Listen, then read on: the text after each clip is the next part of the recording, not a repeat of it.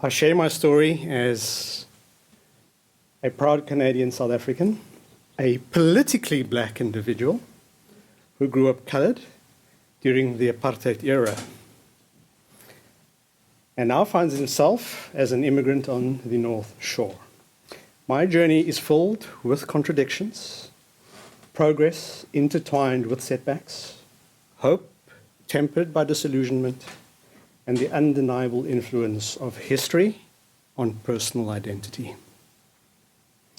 I was born on the outskirts of Johannesburg in the 1980s, when apartheid, the entrenched system of racial segregation, was at its peak. By the standards of that era, my family were fortunate. We had enough food, we had a stable home, opportunities, albeit limited, that exceeded those available to many other black South Africans. My father, born in 1946, faced the harsh realities of the apartheid era from a young age. As a teenager, he and his family were forcibly removed from their home in Highlands and relocated to Eersterust, a coloured area, without compensation or support. The name Eersterust means first rest, and we believe it serves as a dark reminder of the government's intent to confine the community indefinitely.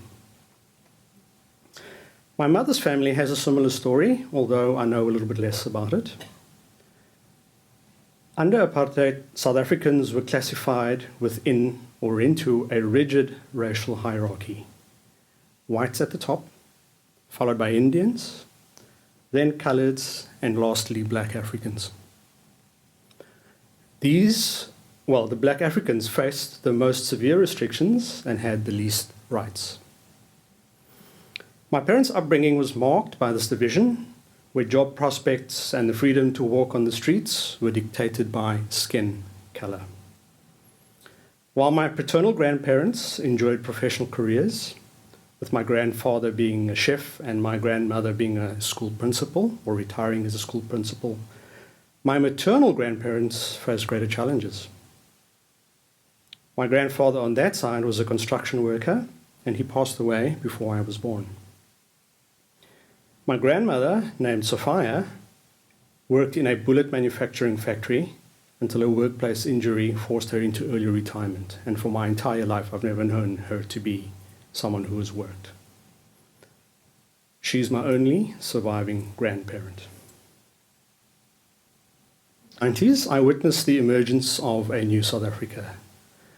The year 1994 heralded a time of celebration and renewal, buoyed by President Nelson Mandela's vision of a rainbow nation, which you can see reflected in South Africa's flag. The vision offered hope that our racially divisive history could be reconciled and that all citizens could share in economic prosperity. And for a brief period, that hope felt tangible. The economy thrived, democracy blossomed, and we had the opportunity to redefine our nation. However, that optimism waned over the decades. Corruption, mismanagement, cronyism, and persistent inequality tarnished the initial promise. The scars of apartheid proved to be deeper than anticipated, requiring more than mere symbolic reconciliation for true healing. Disillusionment has spread among the youth and for some of my grandparents' generation. My late grandmother once expressed in a painful sentiment that it was better under apartheid.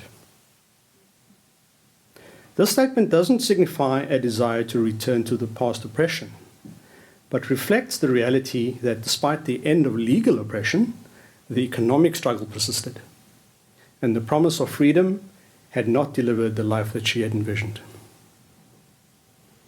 In 2022, my wife and daughter and I made the significant decision to leave South Africa for Canada.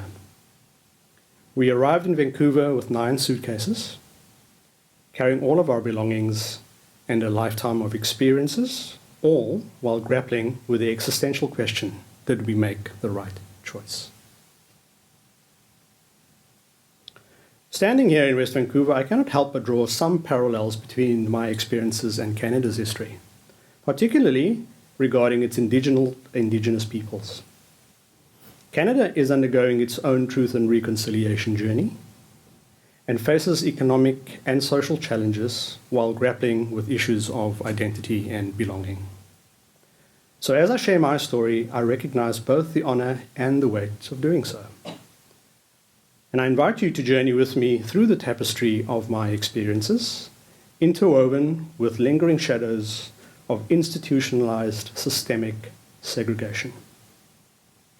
My path has led me across oceans to Vancouver, a city that, while distanced from the legacies of my upbringing, presents its own unique challenges and promise. Growing up in Pretoria during the oppressive 1980s, even though I was among the fortunate few enjoying sufficient sustenance and a comfortable home for a coloured family in an apartheid-era township where we were relatively well off, I was still hardly aware of the complexities that accompanied our existence in a society bounded by the division. My parents' experiences resonate with me deeply now. They were not exempt from the fate of many black South Africans because of them being forcibly removed from their home through the state-sanctioned violence. This action stripped them of their identities and their dreams, confining them to a community that, while ostensibly a refuge, wielded the sword of marginalization and exclusion. And as I physically and mentally navigated this landscape, I became aware of the persistent divides in our society. The contrast between my maternal and paternal families illustrated a stark inequality for me. While my paternal grandparents enjoyed a comfortable home due to their professional careers, my maternal family lived in a cramped government-issued dwelling of 2 bedrooms, raising 9 children. I often wrestled with these disparities, questioning the resource allocation that favored some, while relegating others to the margins. Though my father encountered hostility and prejudice, he also embodied resilience in a world that often sought to diminish him. He faced violence simply for existing in spaces that were denied to him, teaching many black people that skin color carried not only significance, but also danger. He navigated this reality with dignity. By my teenage years, South Africa's skyline shimmered with the promise of positive change, yet profound inequalities remained entrenched. It was disheartening to witness, in a land where my people could now vote, the enduring experience of segregation and suffering reverberated through daily life. In recent years, I've come to appreciate the narratives of my ancestors, particularly the wisdom of my great-grandmother, who often whispered the haunting words, "It was better under apartheid." These unsettling words linger in my heart, embodying a yearning for stability in an ever-changing world. In August 2022, my family and I left, emigrating to Vancouver and exchanging the complexities of our South African tapestry for new possibilities here in Canada. Here, we confront our struggle alongside our hopes, pursuing a life that embraces both the scars of our past and the aspirations of our future. And as I stand before you, I reflect on how the arc of history over the last 40 years has taught me that while our circumstances were not entirely bleak, they could have been significantly better. Through our stories of resilience, unity, and the unwavering pursuit of truth and equality, let us strive to build bridges across cultures and experiences, seeking understanding in our shared journeys. Here, we lay the groundwork for a world where dreams of the past can flourish into a hopeful and just tomorrow for all.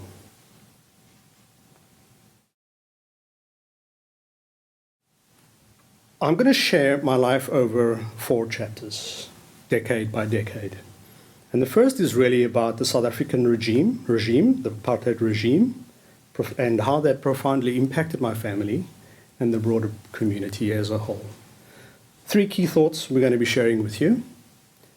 Firstly, the forced removals and the systemic oppression. Secondly, the racial hierarchy and the economic disparities that resulted. And thirdly, some idea of the legacy of unfulfilled promises. The South African apartheid regime, officially instituted in 1948, profoundly affected not only my parents' families, but also the broader black groups in South Africa. The policy dictated every facet of life. It created a system of racial segregation that would last until its official end in 1994. This period marked a significant turning point in history as black citizens were granted the right to vote for the very first time, heralding an election and the inauguration of Nelson Mandela as the first black president of South Africa. He formed a government of national unity with the ANC, the African National Congress, at the helm. As teenagers, my parents experienced firsthand the brutal realities of apartheid when their families were forcibly removed from their homes in Highlands and Marabastad, suburbs of Pretoria.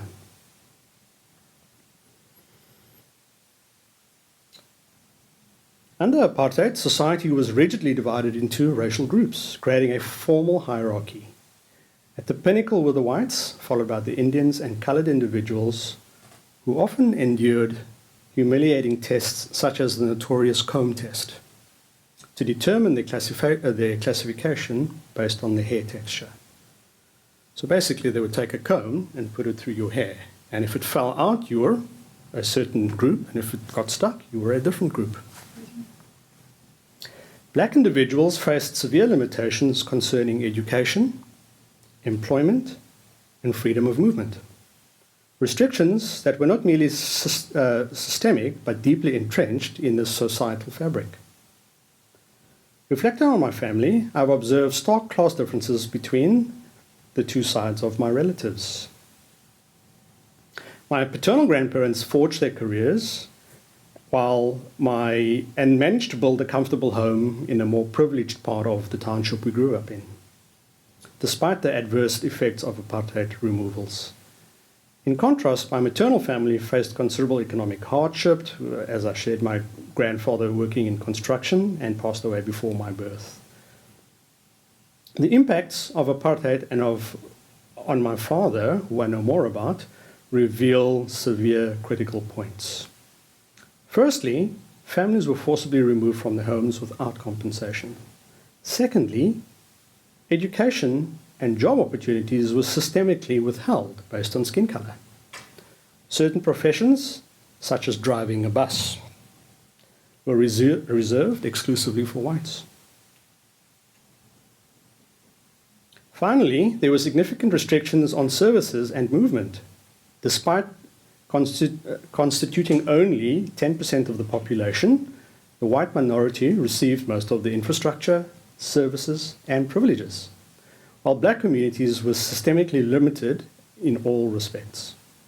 For instance, although black individuals could pursue careers in nursing or teaching, the prospect of having a doctor or a lawyer in the family remained exceedingly rare. My father himself endured verbal abuse and threats due to the color of his skin for simply walking along a certain road or a certain side of the road. And while I myself cannot personally recall the direct impact of apartheid and the signs that began to appear in the 1970s, I'm aware of the brutal reality they represented. Public parks, certain beaches, and bathrooms were designated as whites only, reflecting a government-sanctioned discrimination that dictated even the most basic human experiences. The ANC and various political and military units attributed a great significance to the term the struggle, which encapsulated the underground movements advocating and fighting for liberation and freedom for black South Africans. Little did we know that this association with support of countries and collective sacrifice would lead to challenges that persist even 2 or 3 decades into our democracy. As I stand here today, I recognize the profound impact the apartheid regime has had on my father and the broader black community.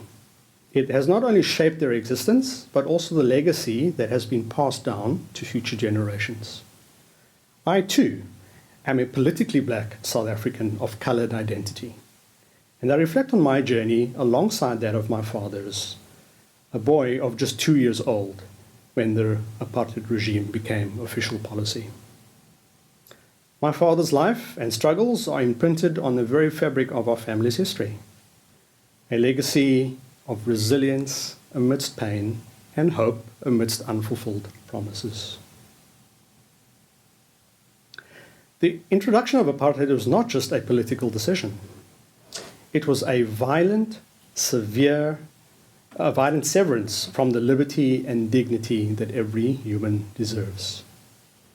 His childhood unfolded under the relentless grip and discrimination of the regime that dictated where you could live and where you could aspire to go. When my parents were youths, the irony of living in a place called First Rest haunted them. The forced removal from their prior communities, which was rich with history and memories and connections, forced them into a designated coloured area that was not merely a geographical shift, but also a brutal rupture of the ties that were crucial to their identity.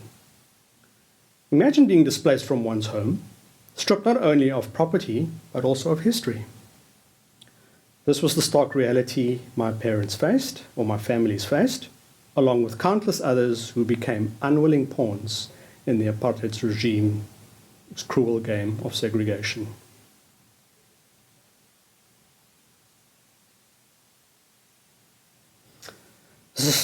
The systemic stripping away of dignity extended beyond mere displacement. Education and job opportunities became battlegrounds, a space where black bodies were continuously reminded that their worth was measured by the colour of their skin. A person like my father couldn't dream of being a bus driver, let alone a doctor or a lawyer. The aspirations of many were dimmed by the indifference of a government that saw them as less than human. And as I reflect again on the contrasting realities of my two families, I observe a clear reflection of the intricacies of class within the confines of oppression. My paternal grandparents carved out a semblance of comfort from the rubble of apartheid, while my other family, sculpted by hardship, and my grandmother, injured yet resilient, embodied the endurance of a generation bearing the scars of injustice. Their cramped two-bedroom council house, the home to 9 children, was a testament to both sacrifice and survival. So through my parents' eyes, the truth of apartheid painted a grim landscape. Families like his were forcibly uprooted and lived in a society where the burden of opportunity weighed heavily on a darker skin, where the potential was eclipsed by the relentless shadow of inequality. These memories resonate through the walls of our home, with endless tales of navigating the violence simply because of our darker skin, reminding him, and now us, that he was unwelcome in spaces that others took for granted. In the 1970s, the smell of freedom was almost palpable, yet his reach fell short. Public spaces were riddled with oppression of the whites-only sign, which is a stain on humanity's collective consciousness. The act of walking through a park, feeling the sun on one's skin at the beach, or simply using public facilities could be dictated by skin color and pose danger. My father learned that the early movement was a privilege afforded to some, while others remained confined, even when ostensibly free. In many ways, my family's two mirror the broad South African narrative, one participant in the collective marathon of the struggle, where the ANC and other liberation movements became lifelines to those who resisted entrenched power. There's a carrying forward of underground meetings and secret discussions and bravery of resistance that filled the air around South Africa. The world bore witness to South Africa's internal battles and struggles, despite yielding monumental victories that left a legacy rife with challenges that are still felt today. Arriving in Vancouver in 2022 with my wife and daughter, I now reflect not only on my journey, but also on the shared experience of countless others. Again, my grandmother's words echo in my mind. It was better under apartheid. I understand the sentiment born of trauma and loss, shaped by bitterness, even though it does not resonate with my beliefs. I consider the unfolding tapestry of South Africa's history a narrative not solely of pain, but of resilience, hope, and the quest for potential. And as I share my family's history, I invite you to reflect with me not only on South Africa's journey, but also to draw those parallels with Canada's own. Our pursuit of reconciliation, understanding, and connection. It is vital to remember that while our past was not solely negative, it could always have been much better. And it is our shared responsibility to ensure that the narratives of yesterday shape a better tomorrow. Not just for our communities, but for the world we aspire to build together. Each of our stories, woven through struggle, memory, and love, possess the power to pave the way for a future unchained from the burdens of our past. The next chapter is about my birth in the 1980s and growing up in the tail end of the apartheid era. I attended predominantly white schools, and I was often unaware of the political history and the political climate. We lived next to a township by the name of Mamelodi, separated by a graveyard. And this graveyard that separated us from the neighboring black township made me aware of the stark disparities of our surroundings. Mamelodi was larger and poorer, its fields less maintained and homes smaller. The government had constructed roads that limited access to townships, making them easier to control. Despite these realities, my childhood felt safe, with institutions functioning all around us. However, my parents seldom discussed the political and financial complexities of our existence. They focused on providing a semblance of normalcy and hope. As a timid, quiet, colored kid, I had imaginations.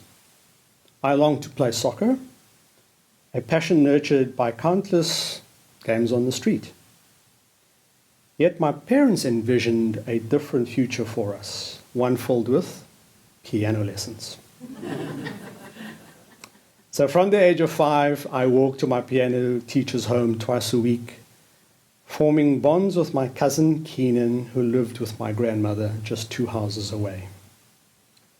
Despite my wishes about how I would like to spend my time, those lessons brought some discipline and accomplishment, contrasting with the silence surrounding the political issues beyond our bubble.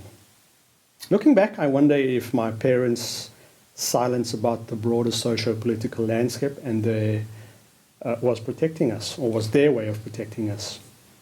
They shielded my siblings and I from harsh realities, focusing instead in raising us to be better and to aspire for more. I feel that their lack of vocal engagement did not stem from indifference, rather from a yearning to instill hope amidst deep injustice and hardship. They aimed to create a cocoon where our dreams could flourish, unaware that this would become the foundation for my later aspirations for broader existence and experiences. In 1992, as I stood on the brink of adolescence, the political landscape began to shift. Due to the referendum where white people voted on ending apartheid. The whispers of change echoed throughout our world, filled with cautious optimism about what lay ahead. The realities of change echoed around the world too. Nelson Mandela was relieved from his unjust imprisonment and went on to shape South Africa as a beacon of hope under the banner of the Rainbow Nation. This burgeoning transformation marked the beginning of my journey towards understanding my identity. It was a journey not just shaped by personal challenge, but also the vibrant heartbeat of a nation, yearning for reconciliation, expression, and progress.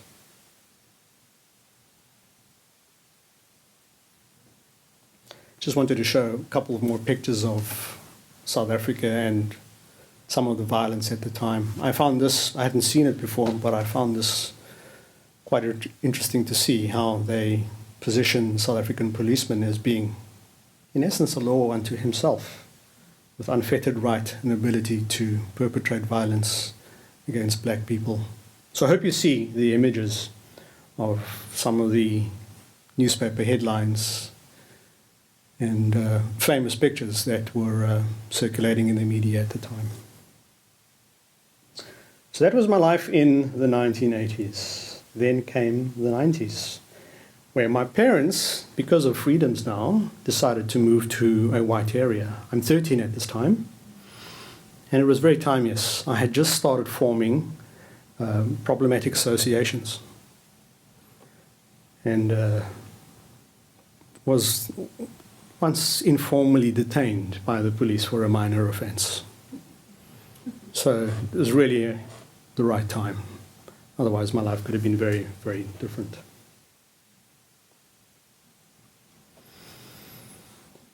I was caught between two worlds, one rich in culture and community, and the other presenting a facade of opportunity that often felt isolating.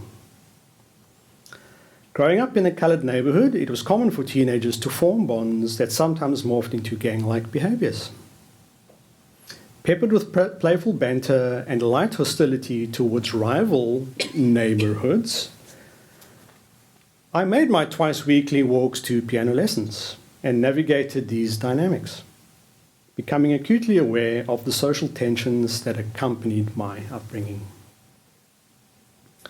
Our school routine was simple yet structured. We would take the bus to school around about 7 a.m., attend classes from 8 p.m. to about 1:45 p.m., and return home to hang out with neighborhood friends.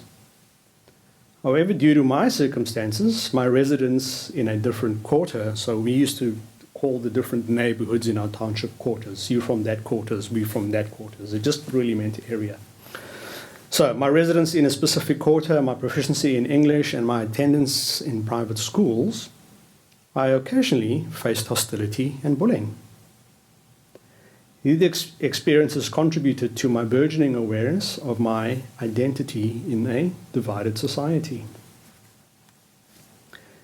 In 1992, with the significant political event that unfolded, being the referendum initiated by the then State President F.W. de Klerk, inviting white citizens to vote on reforming the apartheid system. The passing of this referendum, with approximately 68% in favor, marked a pivotal moment in our nation's history. I recall recognizing election posters on my way to school for the first time. And though I remained largely oblivious to their implications, in hindsight, it was staggering to consider that factions actively campaigned against the reform, threatening the hopes of countless individuals yearning for freedom. As I entered high school in 1993, I befriended Andrew Lai, a boy from Hong Kong who had moved to South Africa before the island was due to return to Chinese control. Our friendship emerged during a time when the CODESA negotiations were paving the way for the first free and fair elections, culminating in Nelson Mandela's election as the first democratically elected black president. The 1991/1992 Convention for a Democratic South Africa, what we refer to as CODESA, had its main goal to create a new constitution for South Africa through multi-party negotiations. Key participants included the National Party and the ANC, while some groups opted out. CODESA set the stage for future talks. Sorry, CODESA 1 set the stage for future talks, and CODESA 2 broke down over disagreements about governance. But despite this, it was vital for advancing negotiations towards democracy, ultimately leading to South Africa's first free and fair democratic elections in 1994. This period was characterized by a sense of optimism, yet I remained entrenched in a world where I was a curious anomaly among my peers. With the purchase of a home in the affluent white suburb of Fairy Glen, my family's aspirations for a better life came to fruition. However, this also marked a departure from the close-knit culture and community I'd always known. The stark contrast between life in the township and the individualistic culture in Fairy Glen was palpable. High walls replaced warm interactions of my former neighborhood, and I became increasingly aware of the many disparities that beset our country. Living in Fairy Glen, I grappled with feelings of isolation, detachment from the vibrant tapestry of my cultural heritage. And while I enjoyed certain benefits associated with our new life, I felt like an island amidst a sea of difference. My cousins and childhood friends were now a long drive away, and family gatherings became rare occurrences, further emphasizing the distance I had come from my roots. At the age of 16, I began to work part-time, not merely as a rite of passage, but out of necessity, as my parents struggled to manage the financial demands of our new life. I also embraced my role as a white guy in a black skin among my classmates, a label that celebrated my uniqueness and underscored my difference. And as I navigated this complex landscape, I found myself yearning for connection. My identity began to morph as I sought to reconcile my past with my present. This journey towards self-discovery was not solitary. It echoed the broader socio-political changes rippling through South Africa. I learned to embrace my otherness, a rebellion against the structures that sought to confine me. Reflecting on my formative years, I recognized the intricate interplay of hope and despair that characterized my experiences. The warmth of community in the township contrasted sharply with the isolation in the white areas. I recall the laughter of neighbors and the camaraderie that filled the streets, which became memories tinged with nostalgia as I adjusted to the new reality. Amid these changes, the Truth and Reconciliation Commission's efforts sought to heal the wounds inflicted by apartheid. Yet the promises of peace and unity often felt distant. My narrative, like that of many others in our nation, encapsulates the struggle for identity amid a tumultuous landscape. And the TRC, led by Archbishop Desmond Tutu, aimed to investigate civil rights violations during apartheid and promote reconciliation. Its three main goals were uncovering the truth about the violations, and identifying victims, and offering reparations. The TRC granted amnesty to those who fully confessed their politically motivated violence and crimes. Public hearings allowed victims and perpetrators to share their experiences, contributing to a broader understanding of apartheid. The TRC's final report, released in 1998, documented its findings and recommendations. And while it played a crucial role in promoting transitional justice and unity in South Africa, it faced criticism for granting amnesty and inadequately addressing victim reparations. As I look back on this chapter of my life, I appreciate how the complexity of the journey was not merely about adapting to new surroundings, but it was about embracing the diversity of my experiences and the unique lens through which I now view the world. The evolution of my identity reflects the broader narrative of a nation grappling with its past and striving for a better future. And in sharing my story, I hope to illuminate the intricacies of race, identity, and resilience that unite us in our pursuit of understanding and understanding of connection.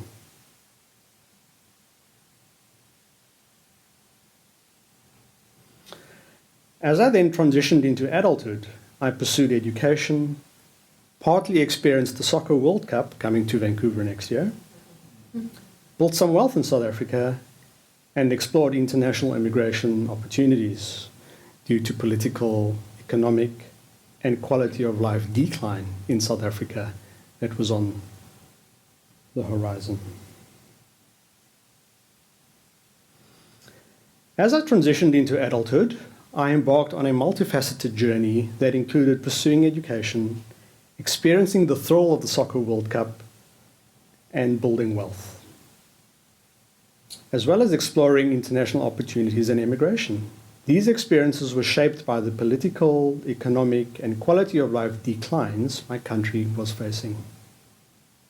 So I want to share some thoughts about education and economic mobility, something about love, marriage, and delusionment, as well as crisis and our decision to leave. Reflecting on my youth, I remember not being a particularly confident child or having a clear vision or goals. This lack of direction manifested in a half-hearted effort during my final year of school, leading to an unplanned gap year in 1998. My parents' marriage was also disintegrating, and we were starting to struggle financially. At a crucial moment, my father handed me the car keys with a stern directive: go to college and register for something, and don't come back home if you haven't. So this ultimatum propelled me to go and register at Technikon Northern Gauteng, where I entered the registration hall filled with uncertainty. I had some comfort with computers, and so I thought I would register for IT, and then heard that the program is full. So I randomly selected NDCS from the available options on the blackboard, unaware of what I was committing to. I found myself underfunded, under-resourced in an environment in a black township which thrust me into a new world. Living away from home, I made new friends and learned to communicate in the local dialect, often eliciting laughter due to my awkward attempts at Northern Sotho.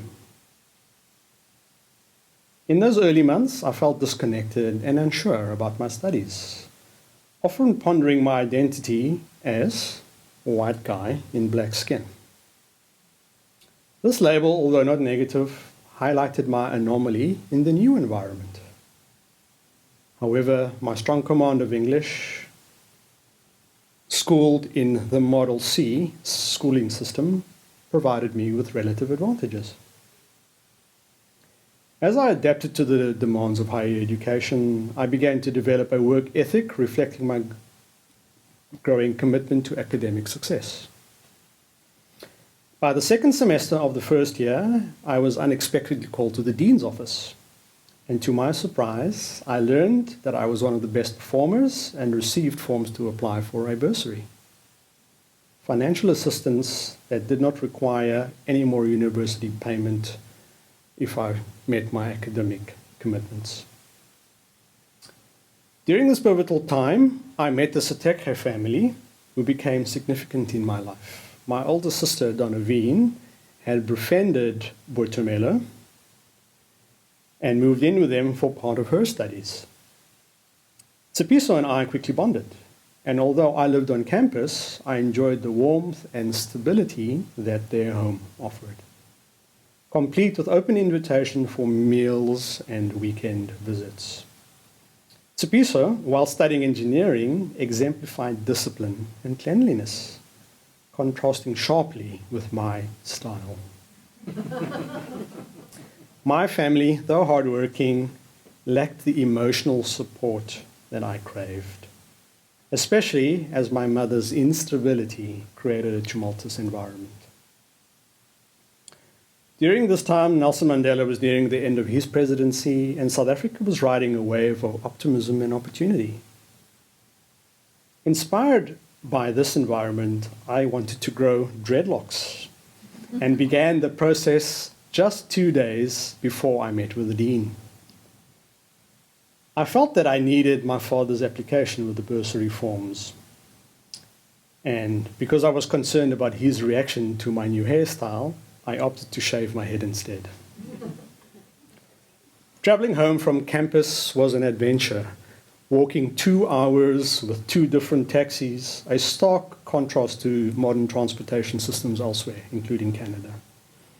South African taxis, especially the minivans, seat up to 20 people and follow fixed routes, but often stop to pick up and drop off passengers at will. This unique system meant that travel times varied depending on the number of passengers. My student budget was tight, so I relied on a weekly allowance from my father while working part-time jobs to ease financial strain.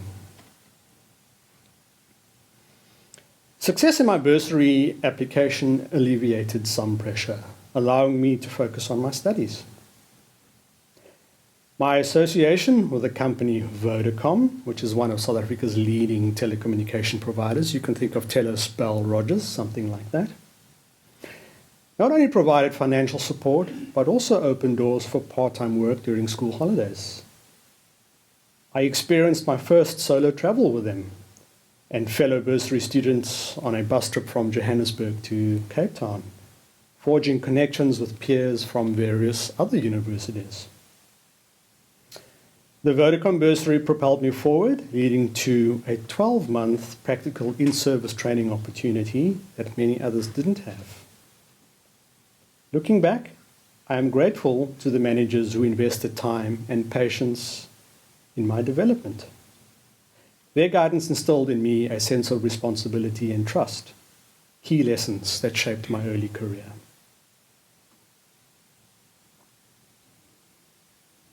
In September 2022, just a few months into my required on-the-job training, that's 2002, typo there, the world was shocked by the tragic events of 9/11, when 2 airplanes flew into the Twin Towers in New York City.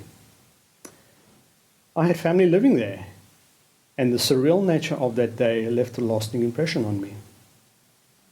Another significant event during this time was my job at Trade Center, akin to Costco, where I worked in the high-tech division.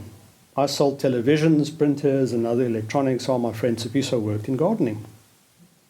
Sundays became a unique blend of work and family, as I would often skip church to fulfill my Sunday shift. It was during one of these Sundays that I met Nicole, who made an unforgettable impression on me despite her initial declaration, "You can't have me." Nicole, originally from Port Elizabeth, had come to Pretoria seeking work after her father ceased to fund her education. Our paths crossed serendipitously. English is finished. And we began to build a life together. I secured permanent work at Vodacom while Nicole also found employment, and we moved through apartments to eventually settling into a townhouse close to my parents' home, surrounded by other friends who had also found work in the area. As our relationship progressed, we visited Nicole's place, and those visits extended into later and later night hours, leading to awkward encounters with my father when I returned home. So he had one rule: you've got to say goodbye in the morning. And at one point, I rolled the car into the driveway. We had a very long panhandle driveway. Rolled the car into the driveway, walked straight into his room, said, "Good morning, Dad, I'm leaving for work," and headed right out. At some point, Nicole received a job offer in Cape Town, which is 2 hours flight away. initiating a long-distance phase in our relationship. I eventually also found work in Cape Town, despite my father's disapproval.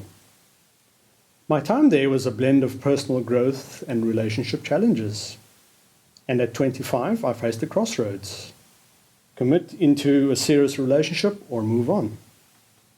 Now, I'd always envisioned marriage at around the age of 30, so I hesitated to take any steps forward. Ultimately, I returned to Pretoria for a lucrative job opportunity, agreeing with Nicole that if she found work in the area, we would consider marriage. After 6 months, I received a call that would change everything. She had accepted a job offer back in Pretoria, and I proposed in a rather unromantic fashion, suggesting, then we should maybe get married, huh?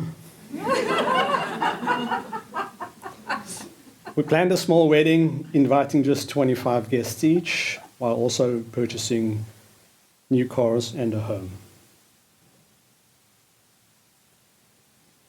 We officially married on July the 29th, 2005, in a small township in Port Elizabeth, followed by a whimsical, unofficial beach ceremony the next day.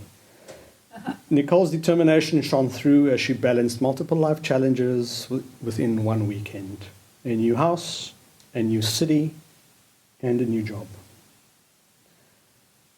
During the 2 years in Cape Town before our marriage, we seized the opportunity to travel overseas, including a visit to the United States to see my aunt, and this opened doors for us for visa application, aided by a fortunate coincidence in our family connections. My aunt had married someone whose surname was Andrews, coincidentally Nicole's surname too. And this connection made the process smoother. So my uncle claimed to be a relative of hers, and we won't tell Trump how we got visas. Ground Zero, though, at the time, was still a haunting reminder of the tragedy of 9/11. And this contrasted sharply with the lively streets of Manhattan when we visited this late summer. This trip sparked my dreams of living abroad, and a thought that would linger for many years before materializing. At the time, South Africa was experiencing lingering economic growth under President Thabo Mbeki, who was well regarded for his education and his dedication to progress. His presidency marked periods of positive economic growth and opportunities for upward mobility available to educated citizens. However, his administration did have its flaws, particularly regarding the flawed strategy to deal with HIV/AIDS and the lack of investment in electrical generation infrastructure, which would haunt the nation in subsequent years. The implementation of Black Economic Empowerment, or BEE, aimed to rectify historical economic disparities, but often led to unintended consequences, creating an entire class, an elite class of black people, while leaving many behind. South Africa's BEE policy was established to address economic disparities by increasing black South Africans' participation in the economy through ownership, management, and skills development. And while the policy aims to create a more inclusive economy, it faces criticism for primarily benefiting a smaller elite rather than the black majority, who still face high unemployment and poverty. Concerns have been raised about corruption and self-enrichment among some politician and political factions, particularly during the crisis like the COVID-19 pandemic. Additionally, the policy has sparked claims of reverse racism and the exclusion of white individuals from certain economic activities. Issues like fronting, where white-owned businesses falsely present black ownership to access BEE benefits, continue to undermine its effectiveness. And although data indicates significant wealth inequality and an overrepresentation of white individuals in top management, ongoing debates question the policy's effectiveness and suggest a need for reform to better address economic inequality and reality. As Jacob Zuma rose to power, the atmosphere shifted dramatically. Corruption became rampant, overshadowing the hopes of the previous decades. Load shedding, a term that became synonymous with frustration, meant that scheduled power outages plunged homes into darkness. Economic growth stagnated, unemployment soared, and dependency on meager government handouts created an environment filled with tension and uncertainty. Even amidst growing chaos, we found moments of joy, achieving milestones and forming more and more deeper connections. Yet these moments often coexisted with the harsh realities of crime, economic instability, and a stark contrast of the life I envisioned for myself and my family. As I navigated these challenges, thoughts of emigration became more pronounced, driven by a desire for a life filled with security and opportunities. In 2021, our family received approval to emigrate to Canada, a moment that carried the weight of my history and experiences. And again, my grandmother's words echo in my mind. It was better under apartheid. I feel a deeper understanding of the complexities of our past, with a heart full of apprehension and hope. My family and I stepped onto a plane to Vancouver, ready to embrace a new chapter in our lives. But from 2017, South Africa started to regress economically. Load shedding had become the norm, and massive incompetence and cronyism and state capture took place during Jacob Zuma's presidency, resulting in a breakdown of state organs. Cyril Ramaphosa was one of the chief negotiators during the Cadessa process, and he returned to the ANC and to politics and was elected deputy president. But significant damage was done. International companies like McKinsey and Bain became complicit in actions to drive out capable managers and leaders, allowing politically connected individuals to secure senior jobs. This led to inefficiency, ineffectiveness, and huge sums of money being spent with no outcomes delivered. Unemployment soared, crime followed, and I found myself retrenched or laid off multiple times, struggling to keep up with the ever-increasing cost of living. Those who could turned to private solutions, paying double taxes for private healthcare, private schools, and private security, while erecting higher and higher fences in gated communities. This created a parallel world. Those who could shield themselves from the political, economic, and social problems versus those who had no choice but to survive in dire conditions, with dwindling hope and expectations day after day. For various reasons, we began to entertain the idea of leaving South Africa and moving overseas. I grew tired of the politics, the crime, the inequality, and the endless number of informal settlements where disenfranchised individuals were now forced to live. There was a creeping sense of disillusionment blended with entitlement in the nation, as many seemed unwilling to work and demanded that the state take care of them.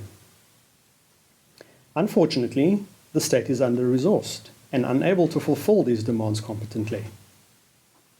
Human rights were either already collapsing or in danger of doing so, leaving wise entrepreneurs to step in and fill the gaps. This is evident in public transport, which became an entirely private sector industry operating without oversight. The postal service has collapsed, with private courier companies taking over at exorbitant costs. Healthcare and education, both guaranteed rights, are increasingly compromised.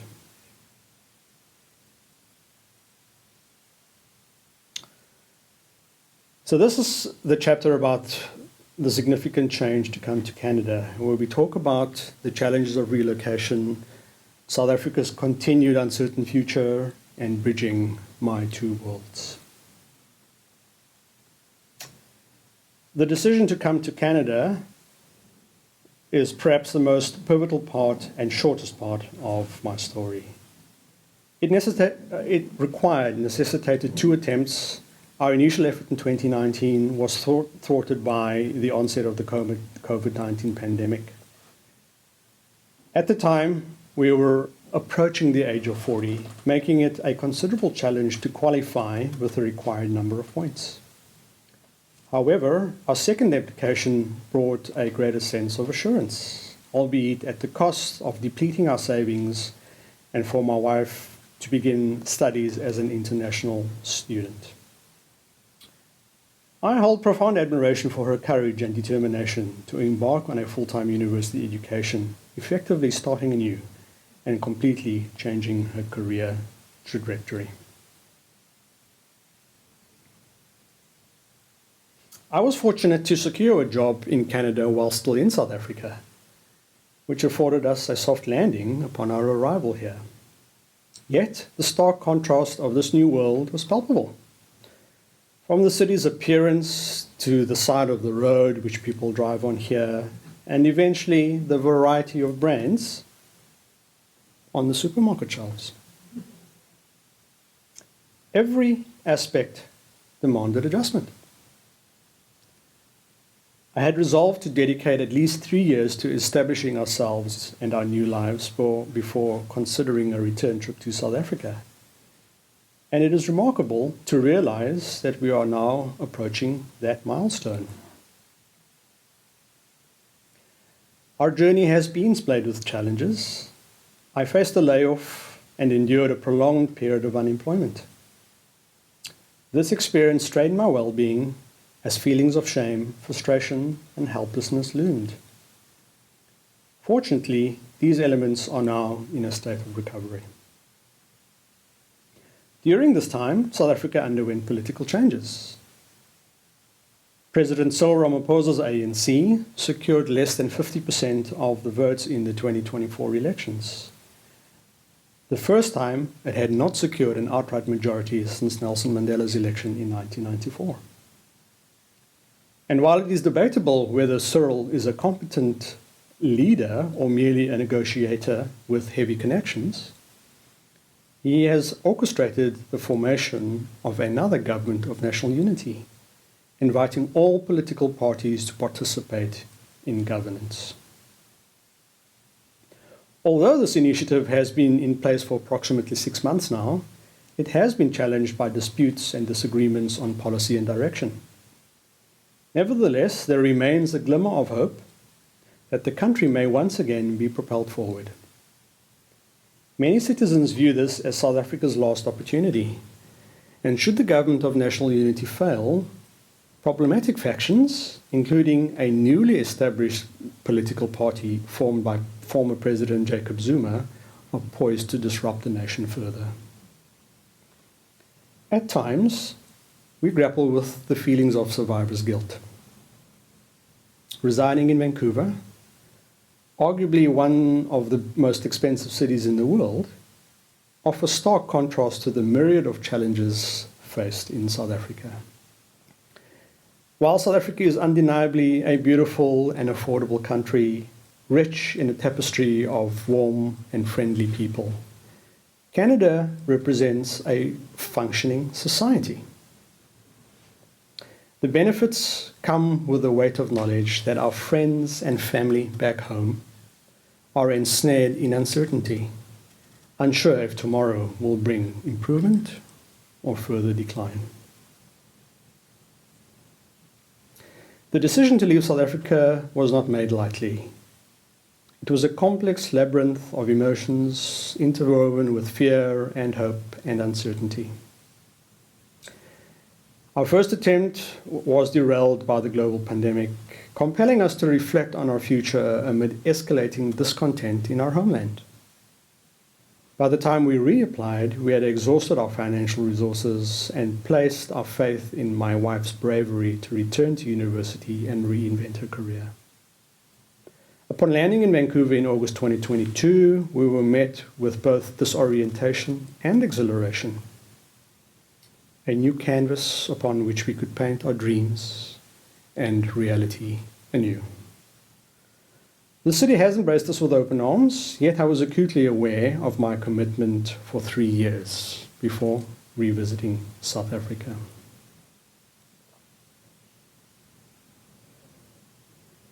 Vancouver is a kaleidoscope of experiences, from its unique architectural styles to the nuances of daily interactions. Even simple tasks such as crossing the street or grocery shopping required significant readjustment. My job in Canada allowed for a gentle entry, yet it stood in stark contrast to the internal struggles of isolation and the quest to establish a new community. In time, I encountered layoffs and extended periods of unemployment, which took a toll on my mental and physical health and exacerbated feelings of inadequacy. Healing began when I embraced the vulnerability of needing support and discovering the profound beauty in sharing this journey with those around me. As I reflect on these experiences today, I observe that South Africa has undergone tumultuous transformations. The ANC's diminishing influence is indicative of a nation yearning for genuine leadership. And my homeland stands at a critical juncture. And while there's a flicker of hope that the government of national unity may foster accountability, the stakes have never been higher. For far too long, we have witnessed historical political failures erode public trust and sow seeds of doubt regarding the nation's future. In our daily lives in Vancouver, I often feel the weight of the survivor's guilt. To inhabit one of the most beautiful cities in the world, while friends and loved ones navigate the complexities of fear and despair back home, can be an overwhelming burden. The contrast is striking. While Canada exemplifies civility and order, thriving under a government that functions effectively, education and healthcare, once perceived as privileges back home, have become tangible realities here. During leisure time spent at various North Shore events or parks, I frequently conjure images of family gatherings back in South Africa, where the enticing aromas of braais, or barbecues, mingle with joyous laughter. I reminisce about the vibrant tapestry formed by our culture, a culture characterized by warmth and resilience. The emotional complexity of standing one foot in Canada and the other in a land rich with cherished memories can be heavy at times. As I stand before you today, I wish to convey the narrative that I share is not solely my own. It reflects a broader shared journey.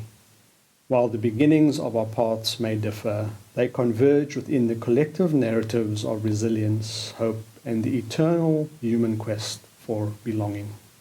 As I stand before you today, I wish to convey that the narrative I share is not solely my own. It reflects a broader shared journey. And while the beginnings of our path may differ, they converge within the collective narratives of resilience, hope, and the eternal human quest for belonging. My family's transition to Canada signifies a significant change, not only for us, but also for the evolving discourse surrounding race, identity, and opportunity. Every day, we endeavor to embrace our new home while juxtaposing our experiences against the ongoing struggle for a better tomorrow for loved ones back in SA. Through these reflections, I hope we can all realize that while the journey may not always be straightforward or devoid of challenges, it holds the promise of growth, understanding, and new beginnings. Thank you.